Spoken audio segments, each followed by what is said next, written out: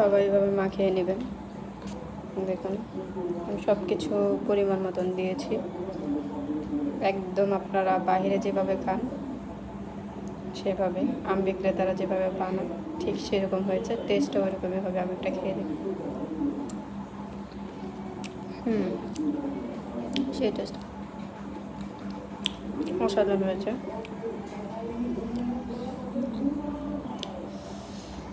এভাবে একবার ট্রাই করবেন,